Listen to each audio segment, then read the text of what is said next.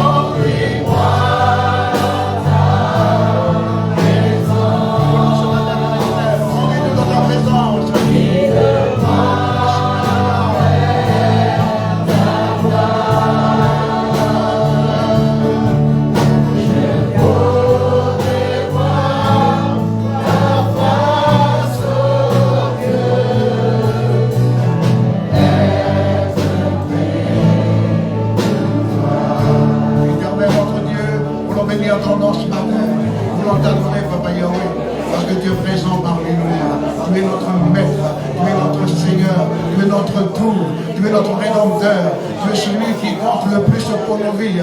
Et merci pour ce moment béni où tu nous permets d'être dans ta présence. Merci pour ce moment béni où tu nous permets de pouvoir t'adorer, de pouvoir te célébrer, de pouvoir te bénir, ô notre roi, parce que nul autre Dieu n'est semblable à toi. Tu es le seul, l'unique, le véritable. Alléluia, alléluia, l'essentiel de notre vie. Alors Père, reçois notre louange ce matin.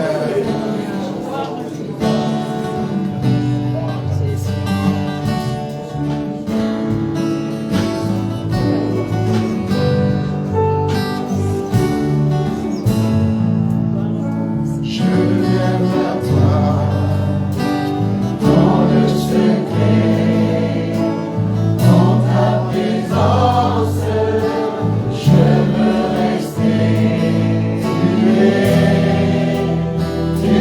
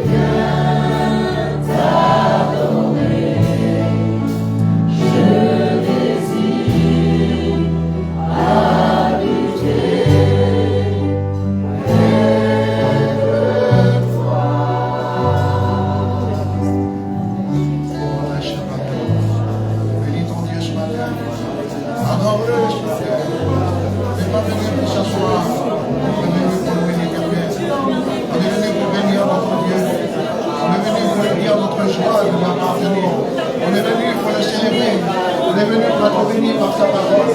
Alléluia. Bénissons notre Dieu. Louons-le. Il est le seul unique, le véritable. Oh Seigneur, merci. Merci parce que tu es bon. Merci parce que tu es fidèle. Merci parce que tu m'as pas changé. Merci parce que tu es le roi des rois. Le Seigneur,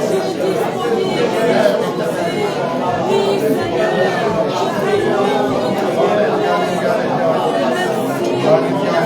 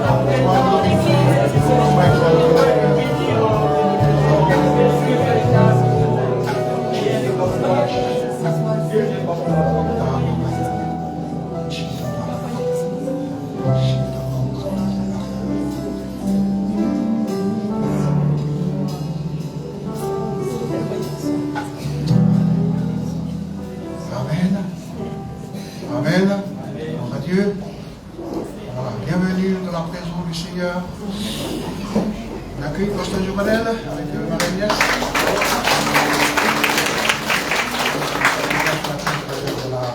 De la bonne parole, Amen.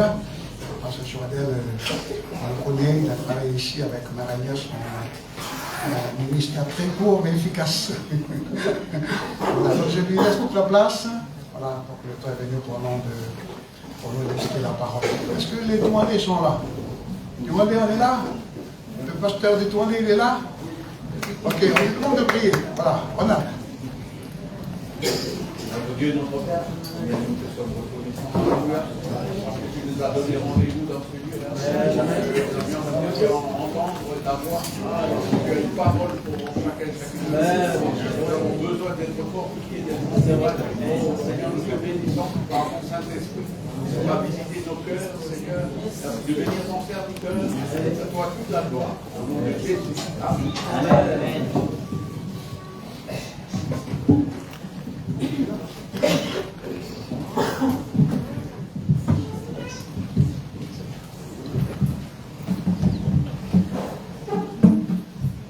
Bien-aimés du Seigneur, bonjour.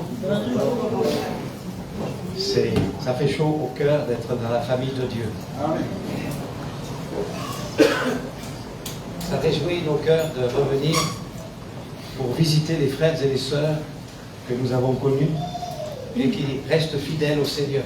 Amen. Et de découvrir que la famille s'agrandit. Parce que Dieu ne nous a pas laissés stériles. Mais il nous a plantés pour porter du fruit. Amen. Et que ce fruit demeure. Mon épouse est avec moi. Je n'ai pas changé. Elle est toujours fidèle avec moi. Et je voudrais lui laisser quelques minutes pour informer que nous avons eu une petite fille. Pas si longtemps que ça.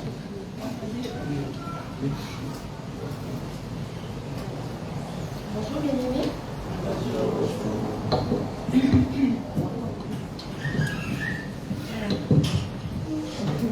1988, oui, c'est là où nous étions, pour 9 mois seulement, le temps d'une grossesse, puisque nous avons eu, nous sommes arrivés ici en mars, puis après en octobre, notre Cynthia, notre fille est née, 4e enfant, que nous avons accueilli avec beaucoup de joie. Et cette même fille, cette année, attendait un bébé aussi. Et nous devions venir, arriver le 24 juin, mais début juin, elle est tombée gravement malade avec une méningite en étant enceinte. Ça a été très grave, on a cru qu'elle allait partir. Il y a 21 ans déjà, le Seigneur a usé de grâce envers elle, puisqu'elle devait aussi partir suite à un accident. Et le Seigneur l'a gardée, l'a conservée. Quelquefois c'est son choix, hein. Quelquefois il reprend, quelquefois il laisse. Tout ça c'est pour son dessein bienveillant. Et cette fois-ci aussi, il l'a laissé, mais on a dû finalement arriver avant. Nous sommes arrivés donc le 8 juin. Et notre petite fille est née le 19 juin. Elle s'appelle Esther, c'est notre petite étoile, notre 11e petit enfant. Et vraiment, nous bénissons le Seigneur. Elle n'a pas été touchée par tous les traitements que Cynthia a dû endurer pendant ce traitement de la méningite. Et notre fille, elle se remet doucement, parce qu'elle a été quand même très affectée, mais elle se remet doucement, et bébé se porte bien, on lui rend toute la gloire et tout l'honneur. Et puis bien sûr, on est heureux de vous revoir, pour ceux que l'on connaît déjà, ceux que l'on a perçus en 2023, que l'on ne connaissait pas vraiment, mais que l'on a eu l'occasion de rencontrer, et puis les nouvelles têtes aussi. Alors merci Seigneur, parce que c'est vrai, quand une église elle va bien, elle grandit. Alors, on bénit le Seigneur de savoir que notre frère Michel est là. En 1988, il était là avec nous à ses tout débuts. Et comme il a dit hier, c'est la première fois que je prêchais devant Pasteur Géraudel, donc il avait... Vous voyez ça? Depuis, il a bien progressé par la grâce de Dieu. Et nous bénissons vraiment le Seigneur de les revoir avec Marie-Danielle. Marie-Danielle aussi qui a vécu quand même des choses très difficiles. Mais le Seigneur l'a gardée.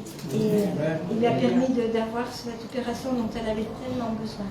Combien nous rendons grâce au Seigneur pour la végétation dans laquelle vous êtes. Vous ne pouvez pas savoir que c'est bon, nos yeux ne cessent de contempler la gloire de Dieu au travers de cette magnifique création. Et on a été dans le désert, donc c'est très différent, hein, je peux vous dire que c'est très différent. Donc on bénit le Seigneur demain, on est tellement heureux d'être avec vous. Et demain avec Kiwandé, ça nous a fait des kilomètres. Hein. Lundi on était sur Vaud, on est reparti de Vaud, il en est remonté hier. Mais on bénit le Seigneur qui nous a accordé aussi la santé pour le faire. Ça, c'est vraiment une grâce de sa part.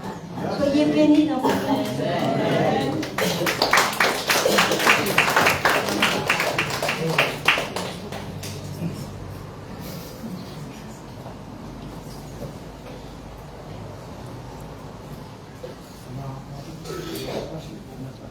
On va déplacer tout, on va mettre votre table ici. C'est bon? Hein, je sens que vous allez être à l'aise. Pasteur, je reviens. Pasteur, je prends ça.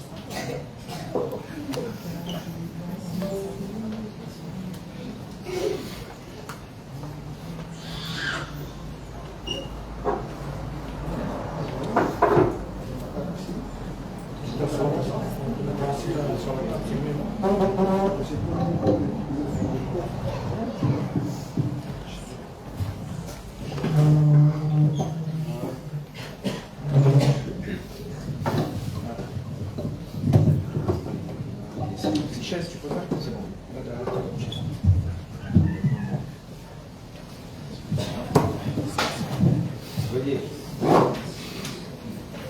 Veuillez excuser ce temps d'installation. Je croyais être bien installé, mais c'est mieux comme ça. Merci beaucoup. Je voudrais aborder avec vous le sujet « Une église établie sur le bon fondement ». Je crois que vous êtes ici pour servir Dieu, servir Jésus-Christ, et servir non avec la sagesse des hommes, mais avec la sagesse de Dieu. Jésus-Christ a été fait pour nous sagesse. Donc c'est vers lui que nous tournons les regards, et le Saint-Esprit est au milieu de nous pour nous rendre capables à exécuter sagement l'œuvre de Dieu. Voilà, une église établie sur le bon fondement. Et j'aimerais ouvrir une lettre qui est très courte. C'est la lettre que Paul a écrite à Tite. Je ne vais pas toucher les différents services que Dieu a préparés pour vous.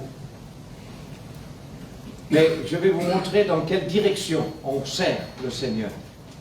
Dans quelle mentalité on sert le Seigneur. Dans quelle disposition de cœur on sert le Seigneur. Ce n'est pas comme le monde. Ce n'est pas comme les affaires et les valeurs du monde.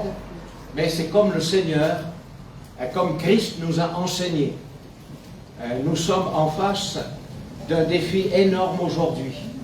Un monde qui bascule dans l'impureté. Un monde qui bascule dans le mensonge. Un monde qui bascule dans l'incohérence. Dans un monde qui cherche des règles et qui n'en trouve pas. Dans un monde qui traverse des guerres et qui trouve la misère. Dans un monde qui nous fatigue, qui exerce sur nous une pression. Nous avons une solution, c'est entrer dans le service du Maître.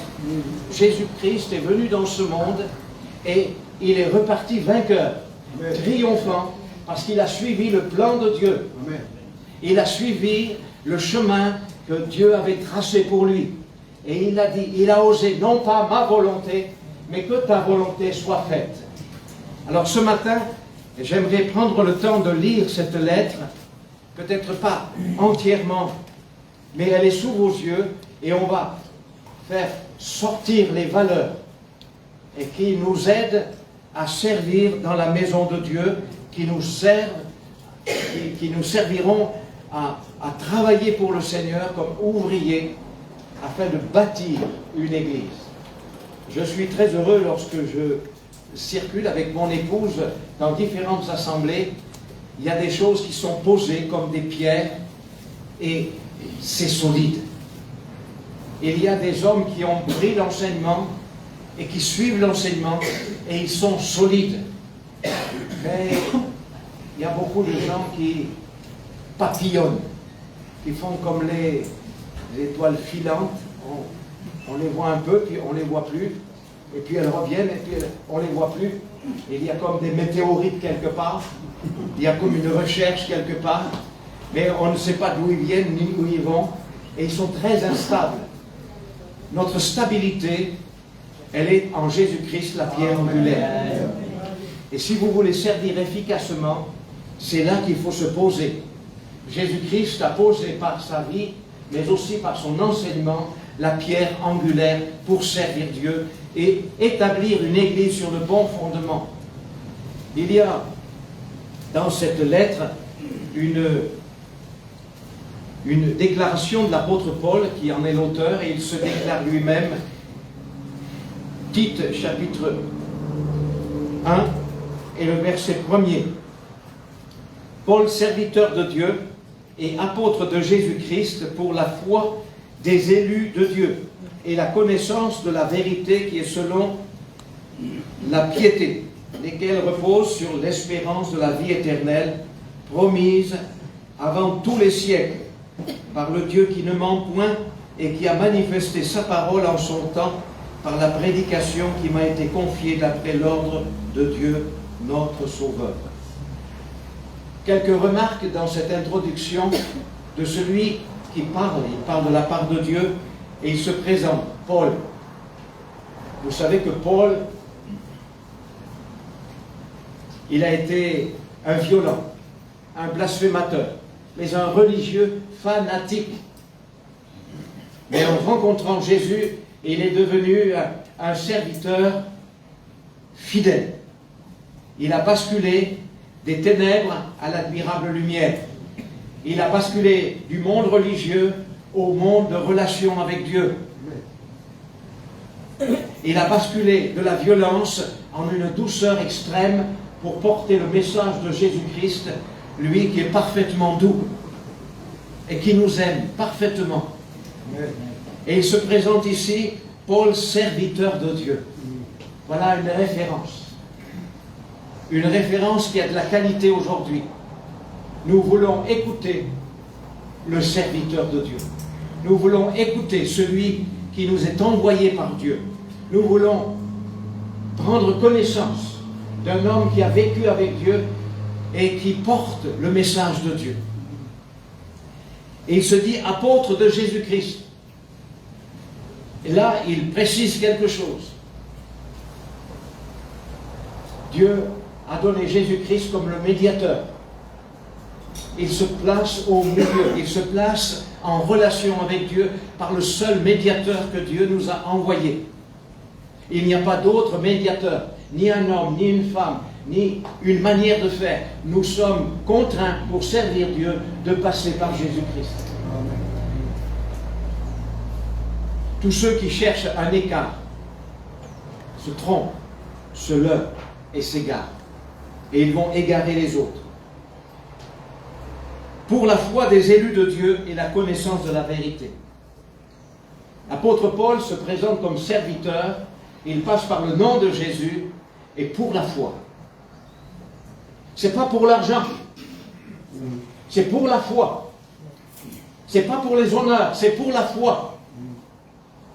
Nous sommes, le monde a besoin de l'enseignement, des valeurs pour la foi. Il y a un vide dans les cœurs. Il faut faire entendre le message qui nourrit la foi. La foi vient de ce que l'on entend. Et ce que l'on entend vient de la parole de Dieu. D'où la nécessité de piocher, de creuser, d'écouter les enseignements que Jésus-Christ nous a laissés, et par le serviteur de Dieu par excellence, l'apôtre Paul.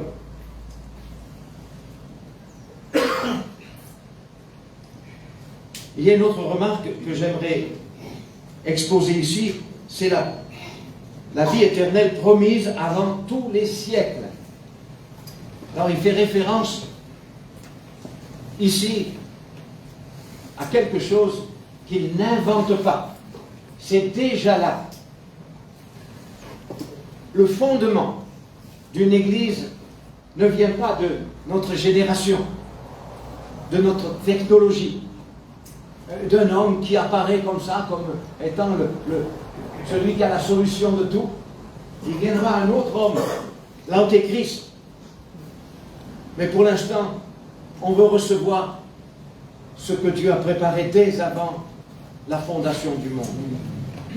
Il a choisi son Église pour porter les valeurs de l'Évangile, qui nourrit la foi promise avant tous les siècles, c'est-à-dire dans les temps les plus anciens. Alors, ça ne veut pas dire qu'on va garder les choses anciennes. Non, mais ce qui est ancien, c'est que Dieu ne change pas. C'est que l'amour de Dieu préparé pour nous dès avant la fondation du monde est comme un joyau qui se révèle.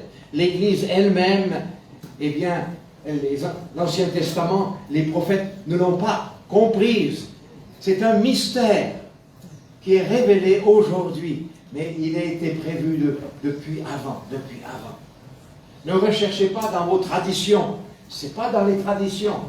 Ce n'est pas dans les traditions que l'on trouve notre salut, ni les valeurs du salut, mais c'est dans la révélation de Dieu en Jésus-Christ. Alors, on salue maintenant les gens qui reviennent au traditionnel. Bien sûr, il y a des belles choses, mais on ne parle pas des choses matérielles. On ne parle pas des choses traditionnelles, des ethnies, des régions, des îles. On parle de la révélation de Dieu. Quelque chose qui n'a pas été traité par les hommes, mais c'est une alliance nouvelle en Jésus-Christ. Celle qui est ancienne a été accomplie, pleinement révélée en Jésus-Christ. Mais maintenant, en Jésus-Christ, nous avons tout pleinement. Amen. Et ce n'est pas d'aujourd'hui, c'est bien avant. Alors que nous étions encore des pécheurs, Christ est mort pour nous. Cette pierre a jailli par la rédemption en Jésus-Christ. Et c'est là que nous avons nos repères. Alors, qui a été manifesté par sa parole en son temps, par la prédication qui m'a été confiée. Il y a là le moyen humain, la prédication confiée. Alors, j'espère qu'il y a des prédicateurs au milieu de nous. J'espère. Parce que ça fait partie du canal divin. Encore faut-il savoir la différence entre un bavard et quelqu'un qui révèle les choses cachées de Dieu. Paul a fait instruction. Il y a beaucoup de gens qui parlent, qui font docteur, qui font ceci, qui font cela, mais ils sont des séducteurs. Ils ne produisent rien. Alors, il y a des choses qu'il faut éviter. On en parlera au verset 16. Alors, il y a des valeurs qu'il faut vraiment saisir au bon moment. Ici, il est manifesté la prédication qui m'a été confiée d'après l'ordre de Dieu, notre Sauveur. Il dit serviteur de Dieu. Et là, il mentionne l'ordre de Dieu, notre Sauveur. Dieu a donné des ordres, des commandements. Il a donné des chemins. Il a donné des pistes, des enseignements. L'ordre de Dieu a retenti sur la terre. Celui-ci est mon fils bien-aimé, en qui j'ai mis toute mon affection. Il y a un ordre. Il n'y a pas d'autre médiateur entre Dieu et les hommes. Jésus-Christ, homme. C'est par lui. Et Dieu est l'auteur. Et l'auteur de la transmission par nos vies, par les serviteurs de Dieu, la transmission par la prédication, une folie pour les gens. Ils veulent des discours, mais Dieu ne nous donne pas des discours, il donne la prédication de l'Évangile. Puissance de Dieu pour le salut de quiconque croit. Nous n'avons pas à dévier sur des choses qui font plaisir. L'oreille a besoin d'entendre. L'oreille a besoin de connaître le message de Dieu. Et pour cela, il faut le courage de devenir serviteur de Dieu. entrer dans le service de la maison de Dieu, avoir le courage de s'exposer, à être refusé, à être contredit, à être battu, à être renié de sa famille, avoir le courage de porter l'évangile pour souffrir comme Christ a souffert. Et Paul le disait, souffre avec moi. N'aie donc point honte du témoignage à rendre à notre Seigneur et Sauveur Jésus-Christ. Donc il cite ici, d'après l'ordre de Dieu, notre Sauveur. Sauveur, c'est Jésus. Et Dieu, c'est Jésus. Nous avons ici l'appellation de la divinité sur Jésus-Christ. Croyez-vous que Jésus est Dieu? Confessez-le. Dites-le. Ce n'est pas un homme qui m'a sauvé. Mais c'est Dieu. Dans son amour, il lui a plu de me donner son Fils pour que par lui je sois sauvé. L'identité de notre salut, c'est que Dieu est notre Père. Jésus-Christ est le Fils de Dieu. Et le Saint-Esprit est Dieu aussi. Et j'ajouterai dans ce passage, il est mentionné du Saint-Esprit au chapitre 3. Il n'est pas absent dans cette lettre. Mais l'apôtre Paul est en train de révéler une église établie sur le bon fondement. Donc, il est bon d'écouter la source de cet enseignement.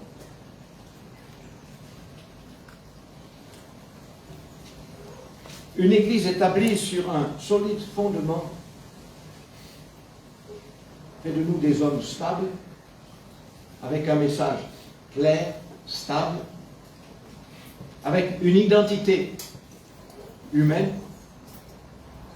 qui reflète la vérité, le témoignage. Et cette lettre que Paul va écrire, elle fait partie des épîtres pastorales. 1 Timothée, 2 Timothée et Tite. Et on retrouve les valeurs qui sont données dans 1 et 2 Timothée, dans l'épître de Tite. Ici, ce qui est nouveau, plus accentué dans cette épître, c'est qu'il va parler de la saine doctrine. Il va parler de la discipline.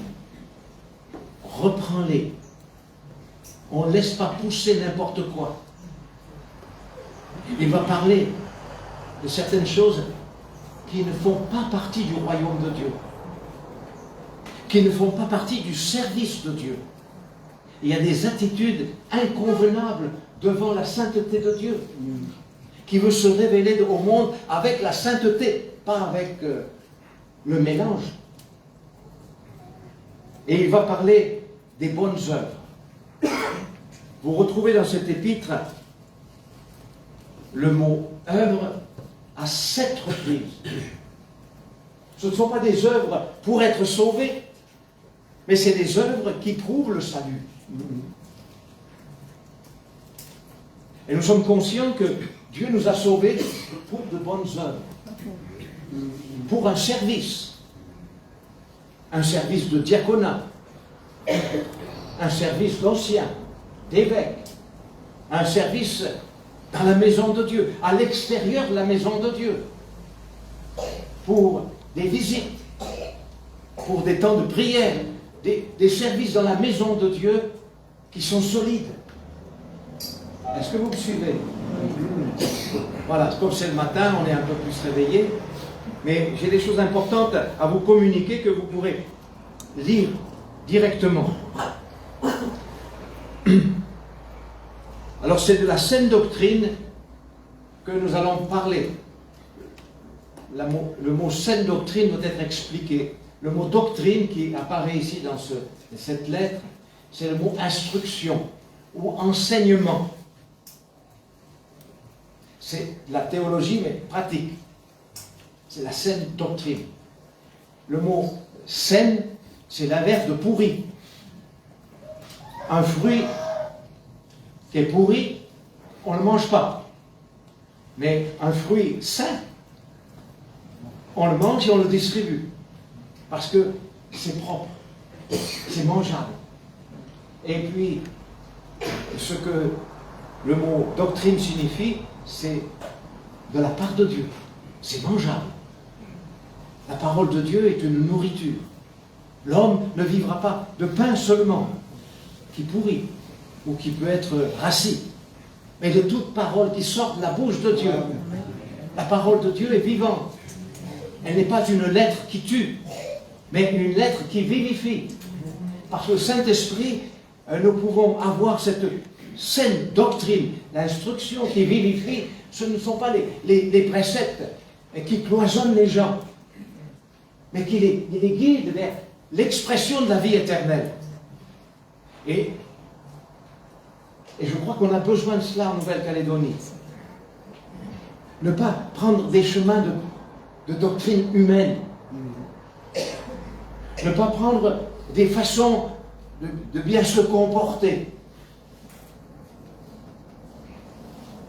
Si on suit les hommes, un jour il y a un pasteur et puis on va suivre comment le pasteur il fait. S'il y a un autre pasteur, il fait autre chose, alors hop, on va suivre autre chose. Mais là, on est comme le caméléon. Ah non, il faut prendre la saine doctrine de l'enseignement des Écritures. Et dans les Écritures, ça ne change pas. Parce que l'Esprit vivifie la parole. Frères et sœurs, je me sens interpellé par le bon fondement de l'Église de Jésus-Christ, parce qu'il y a des tremblements, il y a des secousses, et il y a des glissements aussi. Si vous avez une barque attachée à un poteau, c'est votre barque pour aller pêcher, pour aller travailler, pour vivre, que vous ne l'attachez pas bien. Vous serez surpris qu'un jour il y a eu du vent et puis le nœud s'est détaché, puis la barque a disparu.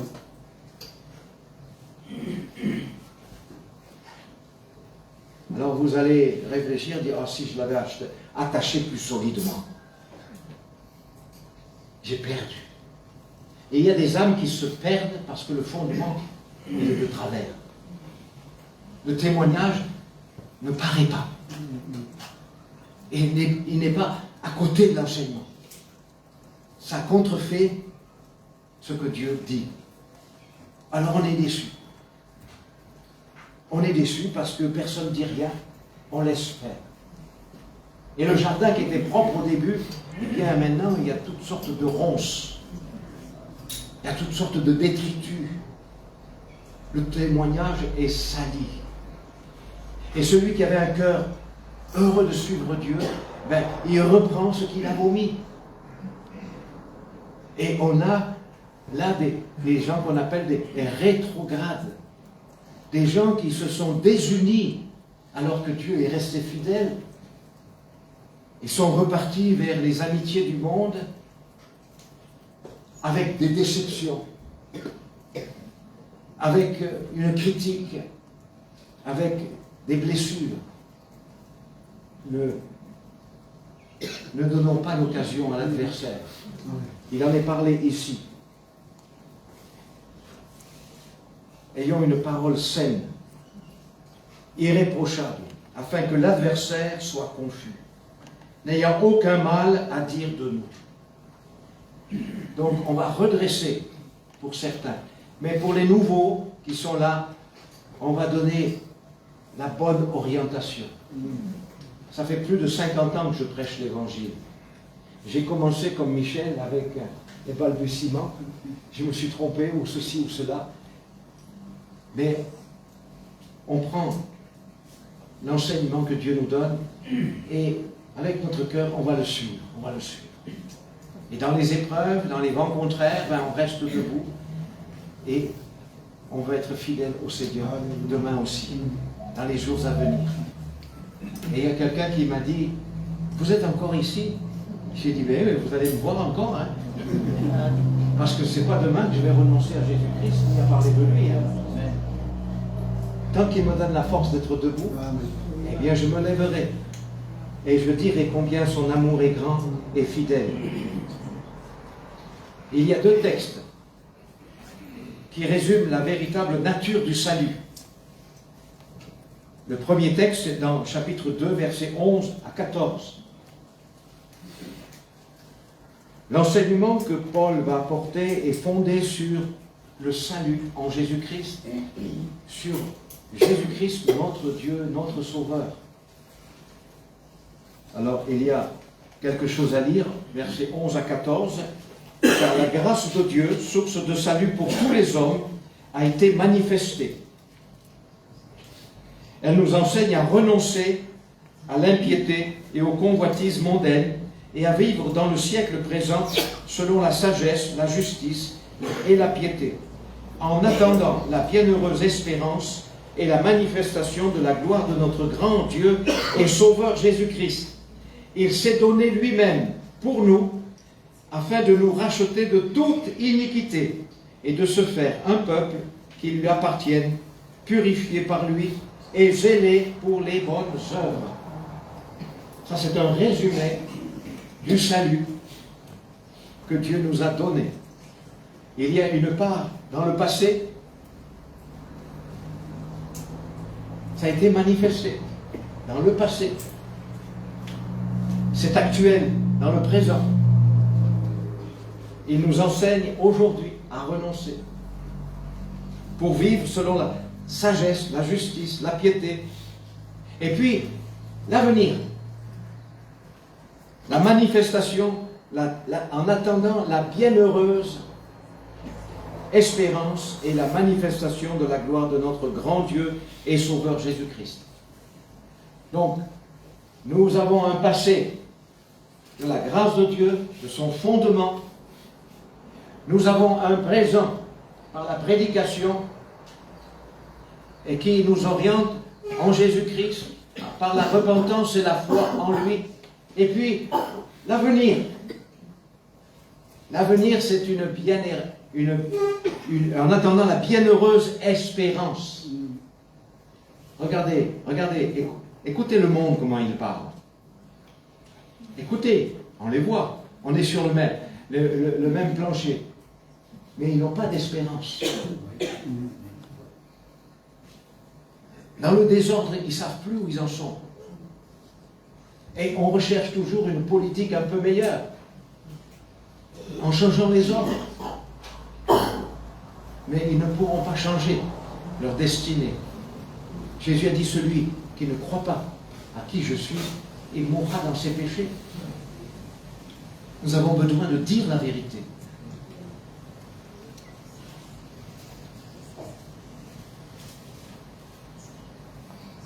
Le monde passera avec ses plaisirs, avec son orgueil, avec ses plans, avec ses projets.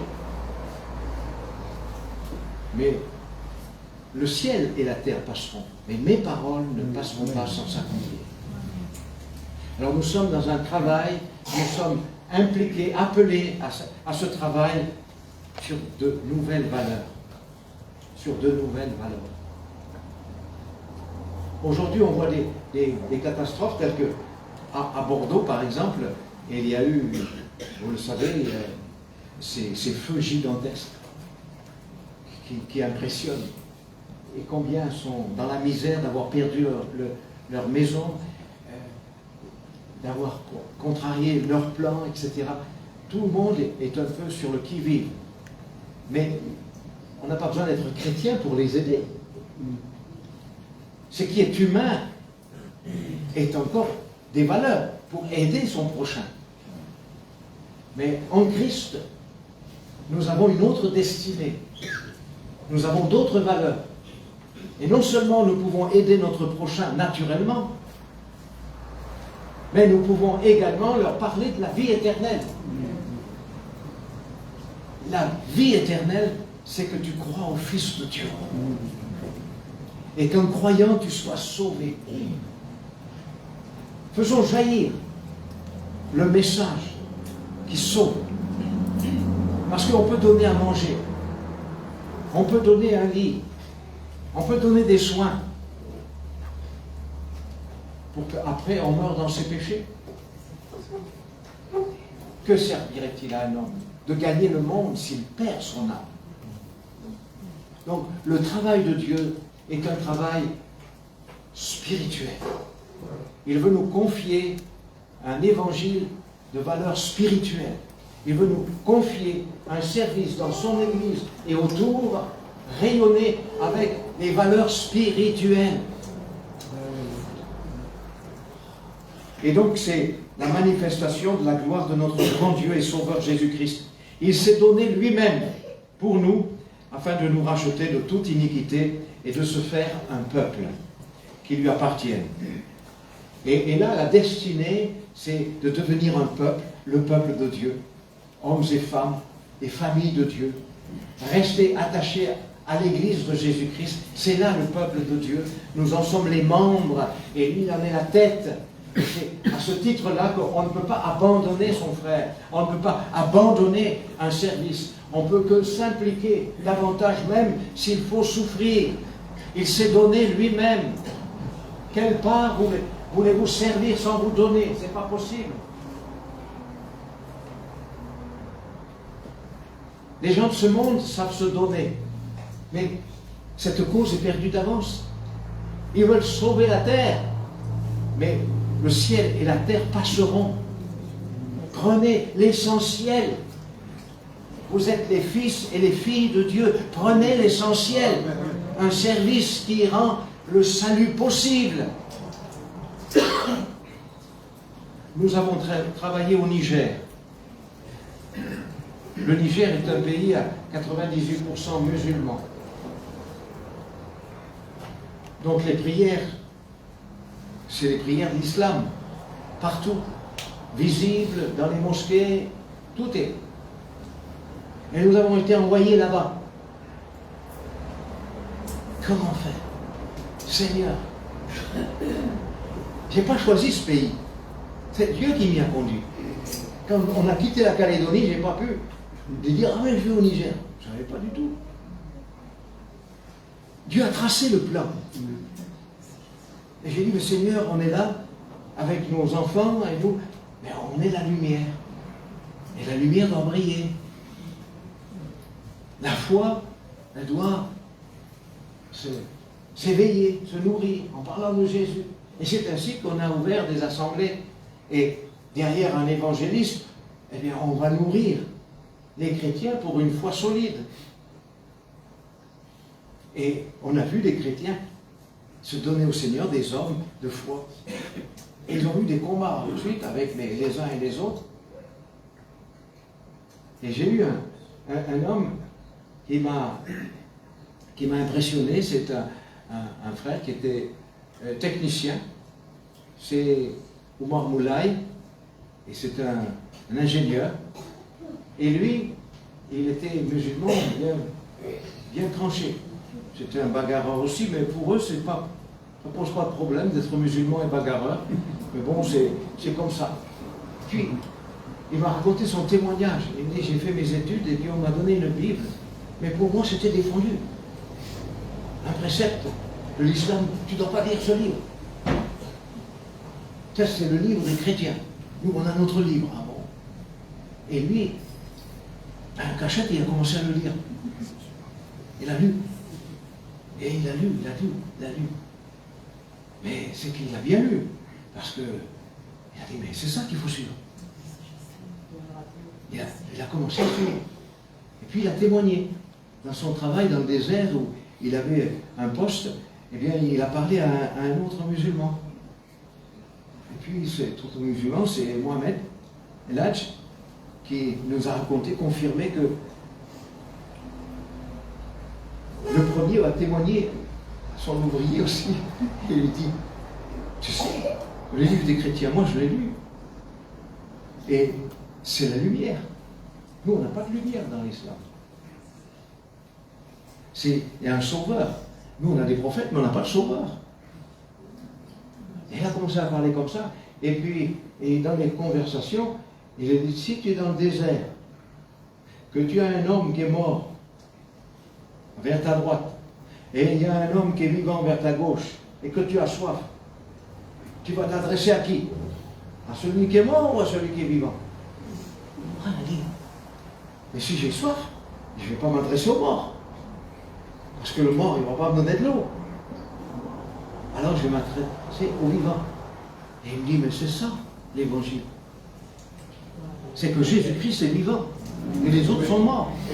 Et nous, on fait nos prières encore vers les morts. Et ça a éclairé. Et ce frère, il a été éclairé, il est devenu pasteur. Et il porte un nom, Mohamed El Hadj. El Hadj, c'est celui qui est prévu pour aller à la Mecque et qui revient. Mais lui, il n'a jamais été à la Mecque. Ils avaient donné ça dans la naissance pour qu'il aille. Donc, mais le chemin de Dieu est différent. Nous voulons aller au ciel. Et le ciel, il est ouvert.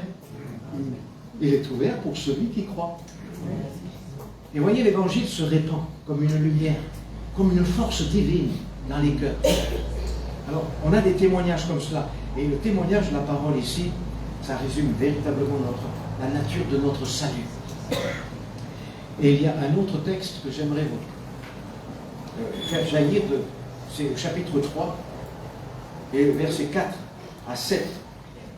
Mais lorsque la bonté de Dieu, notre Sauveur, et son amour pour les hommes ont été manifestés, il nous a sauvés, non à cause des œuvres de justice que nous aurions faites, mais selon sa miséricorde, par le bain de la régénération et le renouvellement du Saint-Esprit. Il l'a répandu sur nous avec abondance par Jésus-Christ, notre Sauveur, afin que, justifiés par sa grâce, nous devenions héritiers dans l'espérance de la vie éternelle. Voilà une définition du salut de Dieu avec la mention de la place du Saint-Esprit. Si nous avons de la sagesse grâce au Saint-Esprit qui nous révèle Jésus, nos capacités, notre école, nos traditions ne peuvent pas faire ça. Nous n'avons pas été sauvés par de l'argent ou de l'or selon nos traditions, mais par la puissance du sang de Jésus qui nous a purifiés. Et l'agent de Dieu, le Saint-Esprit, a agi dans notre vie parce qu'on a cru. Et là se passe un miracle qui ne vient pas des œuvres, mais qui vient de son esprit. Il convaincra le monde en ce qui concerne le péché, de justice et de jugement. Il y a un travail du Saint-Esprit que nous devons accompagner, ou laissons-nous accompagner par le Saint-Esprit. Ne soyez pas devant lui, mais derrière lui. Faites ceci. Suivez l'instruction par le Saint-Esprit. C'est là. Il l'a répandu sur nous avec abondance. Le Saint-Esprit n'est pas limité. Il n'a pas besoin de parler une langue. Il sait toutes les langues. Il connaît tous les cœurs. Il est la puissance de Dieu au service de l'Évangile. Alors, si on veut avoir un patron dans le service de Dieu, prenez le Saint-Esprit. Laissez-le vous remplir, vous visiter abondamment et faites ce qu'il vous dira. Faites ce qu'il vous dira. Ne cherchez pas à imaginer des projets qui peuvent faire plaisir à Dieu. On ne peut pas être égal à son plaisir. Ce n'est pas en nous qu'on peut faire plaisir à Dieu. C'est lui qui peut nous choisir pour son bon plaisir. Et là encore, je voudrais citer la parole de Jésus c'est dans Jean, au chapitre 7. Si vous pouvez relire ces paroles. Jésus était critiqué au moment de son ministère. Chapitre 7, verset 14. Mais vers le milieu de la fête, Jésus monta au temple et il enseignait. C'est souligné. Il enseignait. Ça fait plaisir, ça ne fait pas plaisir. Il y a des réactions. Il y a des réactions. il enseignait. Les Juifs s'étonnaient, disant, comment connaît-il les Écritures, lui qui n'a point étudié? Jésus leur répondit, ma doctrine. Et là, c'est le mot doctrine qui est employé en titre, la doctrine, c'est-à-dire l'instruction que Dieu donne. Ma doctrine n'est pas de moi, mais de celui qui m'a envoyé. Jésus, en tant que serviteur, même s'il est le sauveur, il a transmis l'amour de Dieu. Il a transmis l'instruction de Dieu. Il a transmis les valeurs de Dieu. Mais il nous montre qu'il y en a qui transmettent leurs propres pensées. Ma doctrine n'est pas de moi, mais de celui qui m'a envoyé. Si quelqu'un veut faire sa volonté, il connaîtra si ma doctrine est de Dieu, ou si je parle de mon propre chef. Alors il s'agit d'éviter de parler de notre propre chef. Il est où votre chef? La tête. La tête, c'est un mauvais chef. Le cœur, c'est un bon chef. La tête a des raisonnements, mais le cœur a une sensibilité. C'est là. La foi n'est pas dans la tête, elle est dans le cœur. Si tu crois, c'est le cœur qui croit. Il y a beaucoup de gens qui transmettent leur propre volonté de leur propre chef. Et vous entendez ou vous lisez dans les réseaux sociaux beaucoup de témoignages, de rapports avec le nom de Dieu, le nom de Jésus. Mais l'origine, c'est leur propre chef. Ils se servent de la religion. Mais celui qui parle de son propre chef ne vient pas de Dieu. Il trompe parce qu'il veut se réaliser. Et aujourd'hui, le monde est trompeur. Et il attire au service, mais pour se réaliser soi-même. Pour réaliser une identité. Pour réaliser une valeur au milieu des gens. Je suis quelqu'un. Regardez Jean-Baptiste. Il a dit qu'il croisse que je diminue. Lui, il est quelqu'un, moi je suis rien. Le serviteur doit rester inutile. Dans la pensée de l'homme, inutile. Il n'y a pas d'œuvre qui le sauve. C'est seule l'œuvre de Jésus. Et si seul Jésus nous a sauvés, seule sa pensée m'intéresse. Le service de Dieu, ce n'est pas nous qui le choisissons. Il a dit, ce n'est pas vous qui m'avez choisi, c'est moi qui vous ai choisi, a dit Jésus. Afin que vous alliez et que vous portiez du fruit et que ce fruit demeure. C'est le fruit qui monte comme une sève dans la branche, qui monte comme une révélation de la part de Dieu en nous et pour le rayonnement autour de nous. Mes frères et sœurs, le service est extrêmement utile quand ça vient de la sève, le Saint-Esprit, quand ça vient des Écritures, la révélation. Il y a quelque chose qui peut faire trembler le monde, c'est ce que nous transmettons de la part de Dieu. Il y a des choses qui bougent. Il y a des choses qui changent. Nous pouvons, nous, changer la nourriture. Mais seul Dieu peut changer les cœurs. Alors, ce texte est important aussi. Il porte la vie de l'Esprit, il porte l'authenticité du Père, du Fils et du Saint-Esprit. Donc, gardez ça à la mémoire. Il n'y a pas d'autre chemin pour le service de Dieu. Il y a des versets clés qu'il faut aussi noter dans ce livre pour servir Dieu.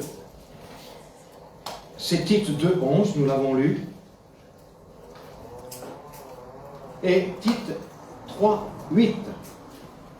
Cette parole est certaine et je veux que tu affirmes ces choses, afin que ceux qui ont cru en Dieu s'appliquent à pratiquer de bonnes œuvres. Voilà ce qui est bon et utile aux hommes. Et il va lui dire, tu évites bien des choses. Là encore, il y a une discipline. Ne te plonge pas dans tous les réseaux sociaux. Tu vas te noyer. Ne te plonge pas à écouter tous les commentaires. Reviens à la source. Reviens à la parole de Dieu.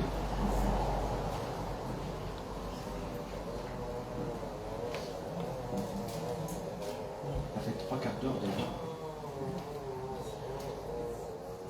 J'ai un témoignage qui m'a frappé.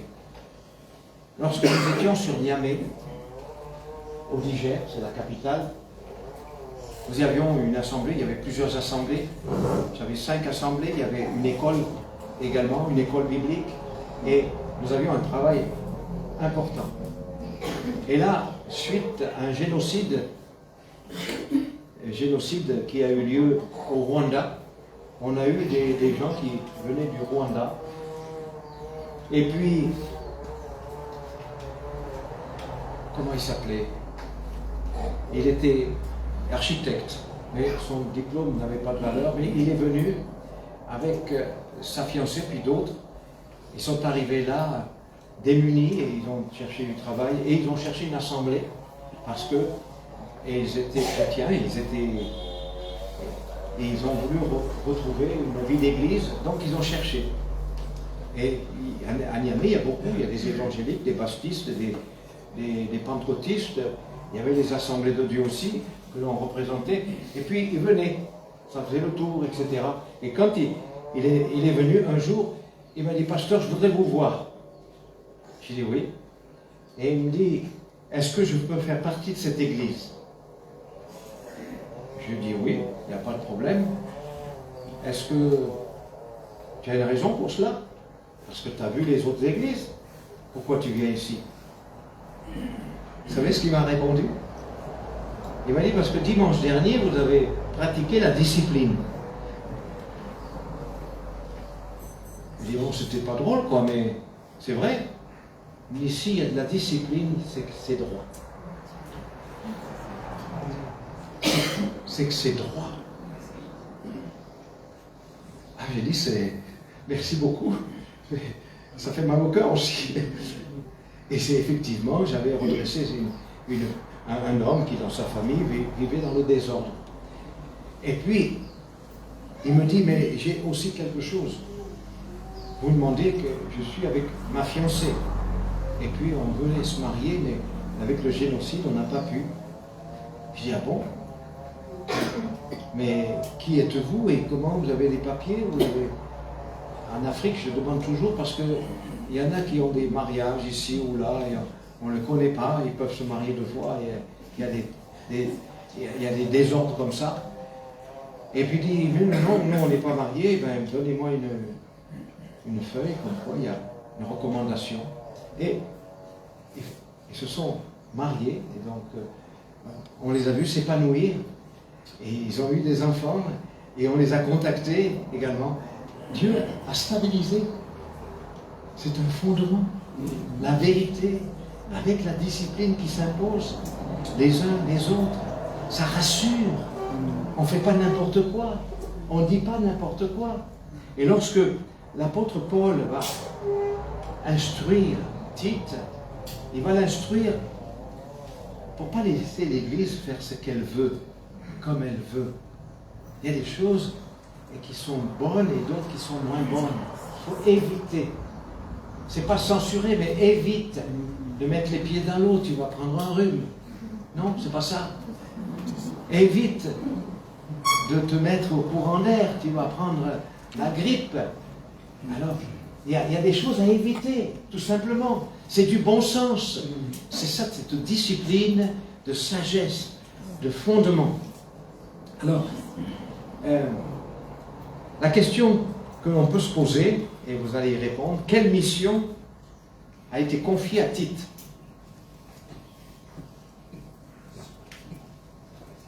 Quelle mission Dieu a confiée à Tite? Et c'est là le bloc de cette lettre. Quelle mission?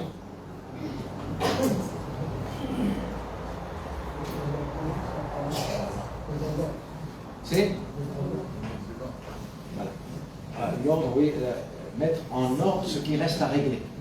Et on voit ce passage, au verset 5. Je t'ai laissé en Crète afin que tu mettes en ordre ce qui reste à régler. C'est quoi? Ce qui reste à régler. Ceci signifie que Paul était pasteur, il était l'identité du serviteur et il avait commencé quelque chose. Et là, il doit partir parce qu'il a dû avoir des convocations du tribunal. Vous savez qu'il était en jugement, etc. Donc, n'ayant pas fini le travail, il demande à Tite, qui était son jeune adjoint, de compléter cette zone d'instruction. Et il le dit selon mes instructions. Il insiste. Ne te prends pas pour le suprême là, parce que je ne suis pas là, tu vas faire n'importe quoi. Il faut éviter ça. Qu'est-ce que Dieu te demande? Qu'est-ce que tu dois faire? Y a-t-il un ordre de mission? Y a-t-il quelque chose qui t'a été demandé? Alors, si on ne t'a rien demandé, tu restes. Le Seigneur te prendra au temps voulu. En tout cas, tu peux louer le Seigneur, tu peux prier, et tu peux être au milieu de nous et écouter la parole. Quand Dieu parle, il dira, le Saint-Esprit dit, mettez-moi à part. Nous sommes environnés de gens qui parlent et qui prophétisent, mais qui ne viennent pas de la part de Dieu. Quand ça vient de la part de Dieu, on n'a pas à contester. C'est préparé d'avance. C'est attesté d'avance. C'est recommandable. C'est ça qu'il fallait. Tu es l'homme de la situation. Tite, tu vas suivre les instructions que j'ai commencées. Et voilà les instructions de son appel, de son travail, de son mandat. La mission qui lui a été confiée, c'est d'établir des anciens dans chaque ville. Ah là, il y a du travail, hein? Des anciens. Est-ce que je vais prendre les vieux? Non. Le mot ancien n'est pas un terme vieillissant, mais c'est un terme qui attache une maturité. C'est un homme de valeur spirituelle. C'est un homme qui est une référence pour le troupeau. C'est un homme qui est stable. Il y a des anciens dans chaque assemblée qui naissent. Bon, on ne les fabrique pas, hein. C'est à eux de grandir. On ne met pas des étiquettes. À lui, il est ancien, il a les cheveux blancs. Ah, c'est pas ça. Mais le mot ancien indique une stabilité de maturité. Et il est marqué le mot évêque aussi. Il faut que l'évêque, verset 7, soit irréprochable. Alors, peut-être une note à donner entre l'ancien et l'évêque. Quelle différence y a-t-il entre l'ancien et l'évêque?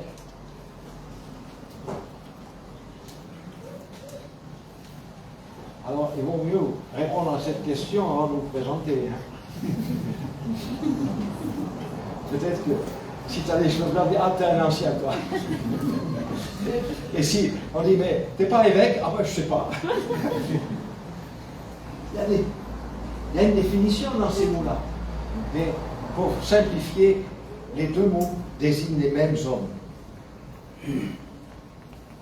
Seulement, le mot ancien désigne la personne. Et le mot évêque désigne la fonction, qui est de surveiller, d'être veillé sur.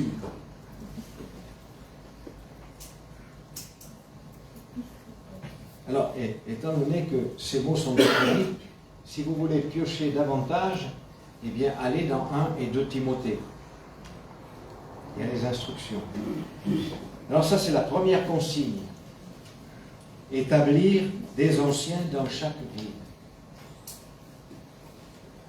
On peut se poser des questions, mais à une ville, ça ne suffit pas.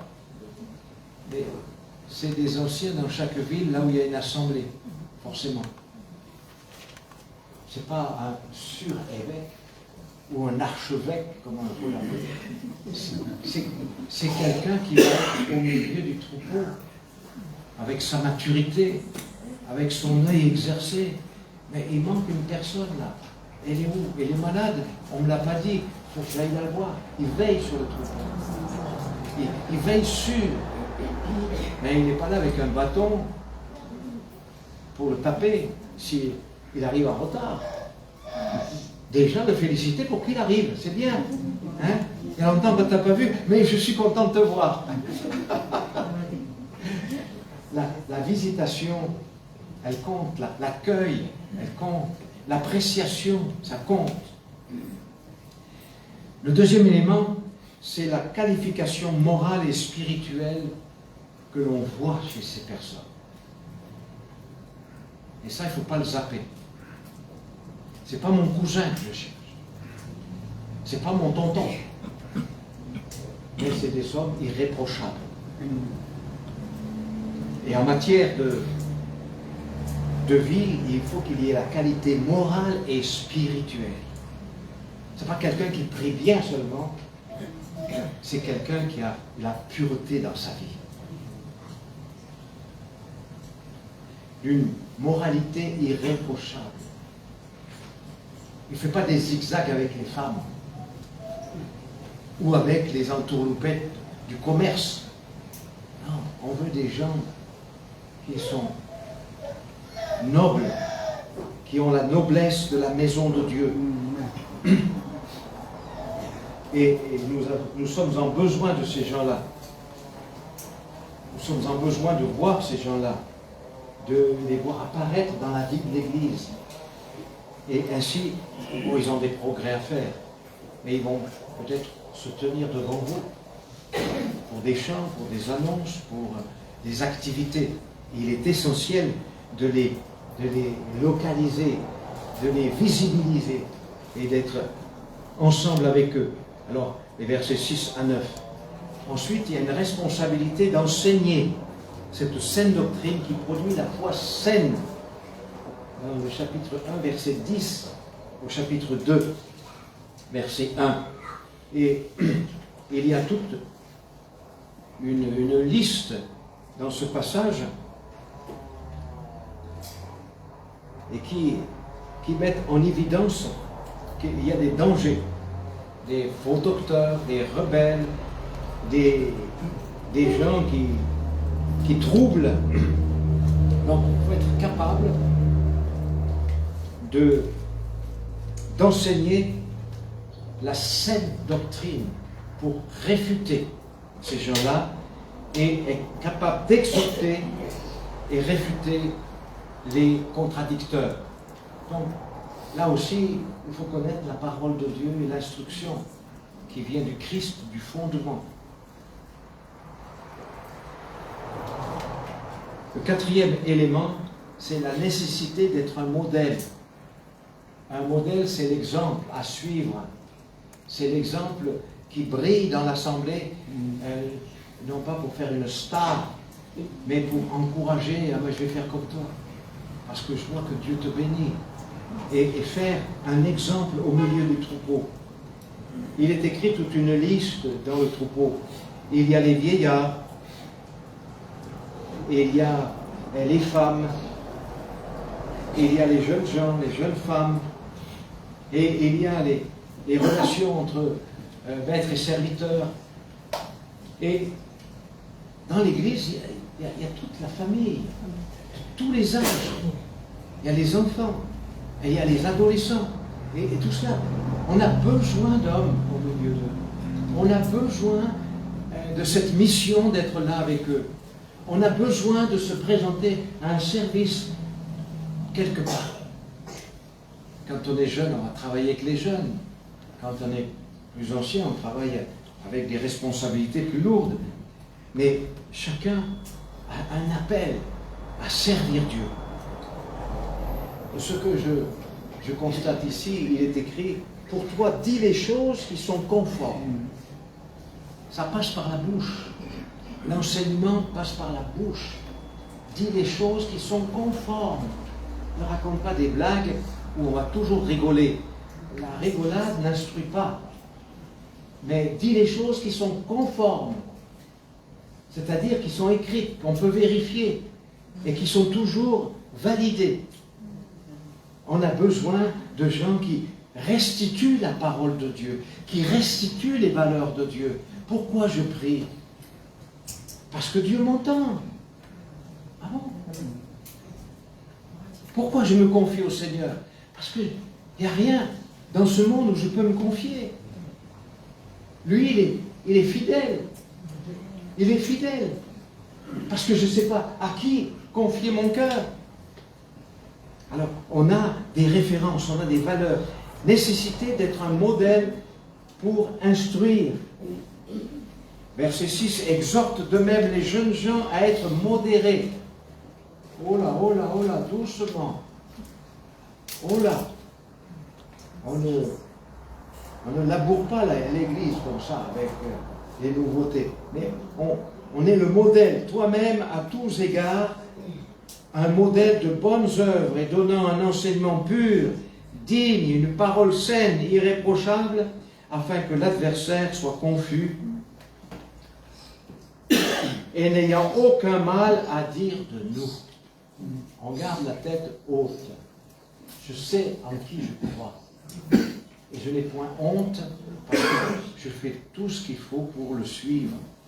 Voilà. Donc, être un modèle en instruisant. Parce qu'il y aura des questions. Mais pourquoi tu fais ça? Mais comment tu arrives à faire ça? Voilà. Et dernièrement, donc, Tite, chapitre 3, versets 1 à 11, exhortation aux bonnes œuvres. Et là, si tu es assis dans l'assemblée, que tu ne fais rien, attends-toi à ce que quelqu'un vienne. Tu ne voudrais pas faire quelque chose pour le Seigneur? Ah oui, mais moi je t'écoute. Ah bah écoute, ça fait 2 ans que tu écoutes. C'est un peu long. Hein. Alors tu écoutes quoi là en ce moment? Alors parfois il faut stimuler aussi. Il faut dire, le Seigneur t'a sauvé. Tu peux servir. Il y a des équipes de ménage, il y a des équipes d'évangélisation, et il y a des gens qui veulent aller visiter les malades. On a besoin d'une voiture pour accompagner de temps en temps une visite, etc.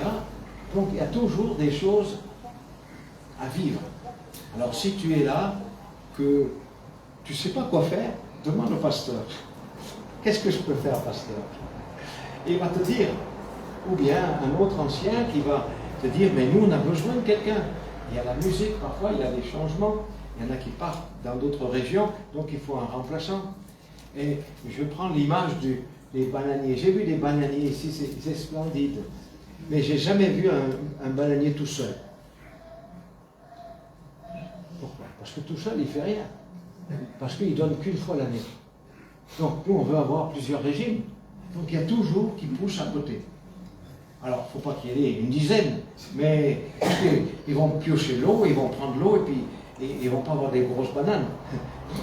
Il y a 2 ou 3. Et le petit bananier à côté est important. Tu peux devenir un petit bananier à côté du musicien, à côté de la librairie, à côté de l'informatique, à côté des visiteurs de malades, à côté des cuisinières. Un petit bananier, c'est celui qui s'approche d'un service qui, pour l'instant, il regarde, il imite, il trouve un modèle, et puis il va le faire. Il va le faire. Alors, que Dieu soit béni pour les petits bananiers. J'ai enseigné ça en France, ils m'ont dit, c'est quoi? C'est quoi? J'ai dit, mais venez sur la côte est, là, il y a plein de bananiers. On ne sait pas quoi en faire. C'est magnifique. C'est magnifique. Il y a des exemples dans la nature, comme ça, où Dieu nous montre que tu n'es pas resté seul. Tu peux faire quelque chose avec quelqu'un. Alors, que le Seigneur vous bénisse. Les bonnes œuvres. C'est une parole certaine. Est-ce qu'on peut discuter là-dessus? C'est une parole certaine. Amen.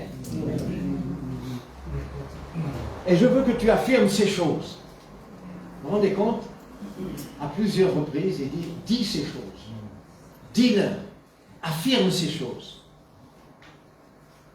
Alors quand on porte le service, il ne faut pas être tremblant. Il faut avoir la crainte de Dieu, mais pas des hommes.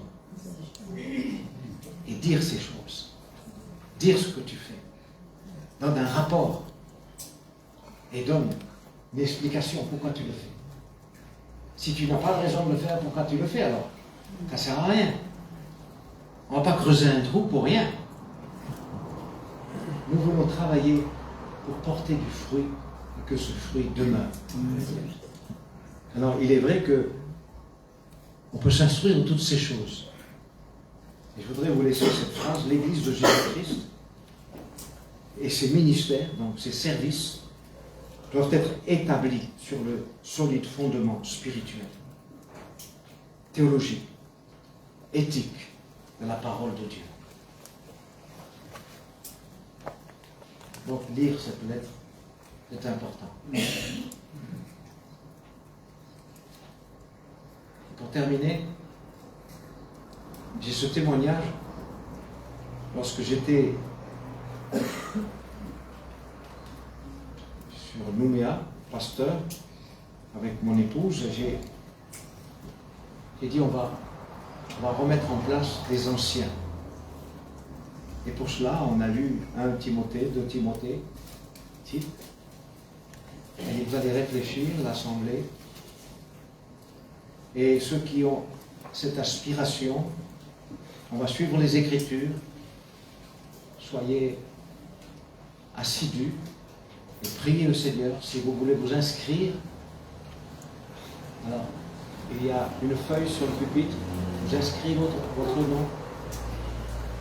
Moi, je voudrais être ancien, je voudrais avoir un poste de diacre, de diaconesse et de serviteur. Voilà, j'inscris mon nom. Et l'Assemblée sera amenée à voter, à choisir des hommes parmi cette liste, donc des volontaires. Et dans cette liste, Dieu va poser son doigt par le vote des chrétiens. Et on est arrivé à un résultat.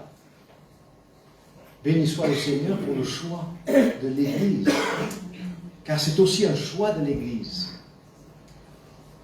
de mettre en évidence ceux qui apportent une surveillance à l'Église, qui apportent un service et surtout la saine doctrine. Et ça, c'est la manière pratique d'y arriver.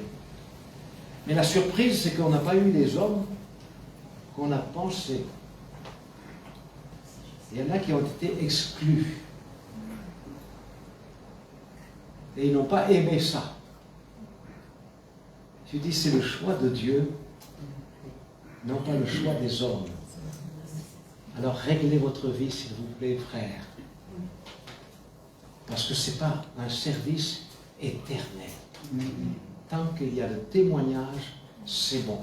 Si vous perdez le témoignage, vous n'avez plus qu'une étiquette. Et là, les chrétiens, ils ont enlevé les étiquettes. On voudrait garder les étiquettes quelquefois. Mais si on n'a pas le témoignage, on n'a plus le service. Dans Actes au chapitre 6, les apôtres avaient beaucoup de travail et ils étaient sollicités aux tables, aux affaires matérielles, et puis ils ont dit, mais il nous faut de l'aide. Et ils ont dit, on va choisir des anciens. Et ils ont donné des qualifications, bon témoignage, de foi et d'Esprit Saint. Aujourd'hui, on a plus que cette liste-là. On a maintenant Timothée, 1 Timothée, 2 Timothée et Tite. On a tout ça. Et ils ont choisi.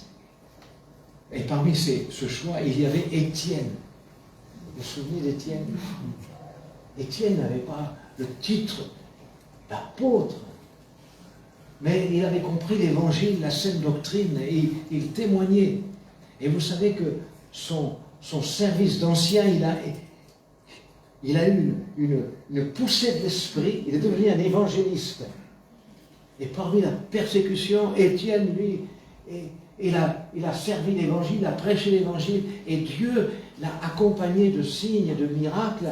Il n'avait pas une étiquette, il avait un cœur rempli de l'Esprit de Dieu. Et il a servi au milieu des païens, et il a donné l'évangile. Et ça fait une traînée de poudre. Il est devenu évangéliste. Et le mot évangéliste est situé au niveau des ministères, dons de Christ. Vous voyez, ça évolue. Et il ne faut pas que ça baisse, mais que ça remplisse de notre cœur du service de Dieu. Et si on vous confie des petites choses, on vous confiera aussi les grandes. Que Dieu vous bénisse abondamment, et que sa parole soit honorée de tous. Je vous remercie de votre écoute. Béni soit le Seigneur. On remercie le Seigneur. Je vous invite à vous lever. Merci Seigneur.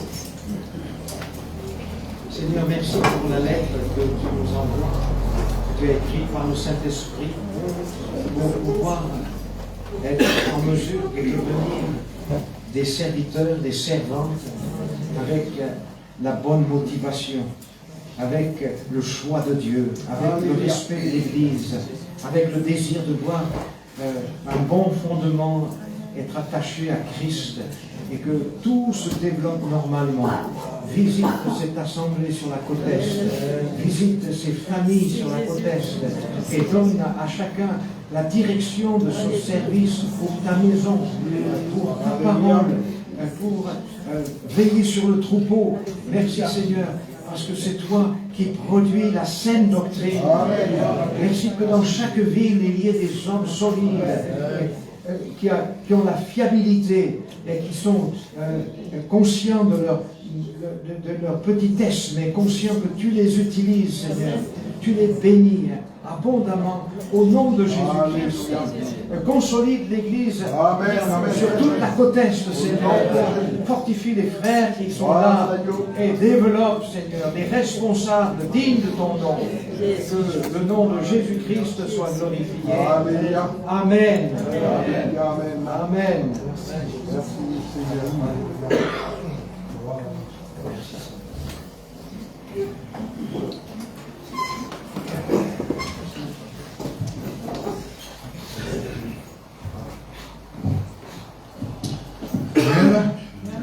On a été bénis ce matin. On a été fortifiés. Alléluia. On a été rectifiés.